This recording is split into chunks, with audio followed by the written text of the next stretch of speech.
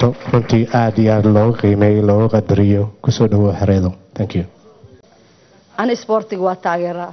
وأنا جعلي صوبته سبورتي ومش كلي قبيل كي قرن كلوجا بحكرواي وحواي بلش عافمات قبته مسكح عافمات قبته بلش عافمات قبته سبورتي كجرته مركز دالين يرد سبورتي ومشان جوجا أو إنجنير بانا شقد أو قبتي أنا هذا اللي يشجعه ولا مسعون لكن علن كان أدقيسي بنجين Soomaaliyan jirin dawlad la aqoonsaneen habeenkaas waa fiirsanay waxa wax weyn waaye dawlad aan jirin la aqoonsaneen wadan aan jirin calankii wali United Nations qilqiil ku jiro ayaa adiga banjiin dhaxmarisay marka waxa waaye habeenkaas waa soo jeedno waa fiirsanayne really waxay habeen waa oyne waxaan ku oyne calankeena oo dhaxmarayo adduun weynihii misdheeyna wuu mari karaa sababtoo ah markay dawlad jirtaad ku haminaysa laakiin idoon dawlad jirin qof shakhsi oo Soomaalnimo ku jirto oo intaas qarash intuu galiyay oo dhaay yes calankii inuu noolaado waayo adduun weyna inuu ka haramaa wax weynaad samaysay haddii ku hadda joogaysan ku abaalgudina ilaahayna uu ku abaalgudayaa dhalinta oo joogto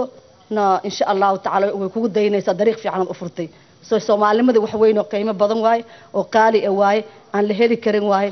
qof kasta Soomaali ah calankaasayto waalidkeena walaalaheena ehelkeena nafta u soo waayay calankan yaa la cidlaynin wax kasta qabiil iyo qurun kaas aan naga saari karnaa kaas ku midowno qabiil ma jiraayo qofka Soomaaliga wuxuu qabtana qofkaada waa inaad sidoo sheekh Allah fa noo sheegay qofku waa inaad knowledge garaysa gaalada wuxuu qofku u aqoonsan wuxuu qabtay in oo isxasidno ma aha dhalinyarada sportiga Soomaali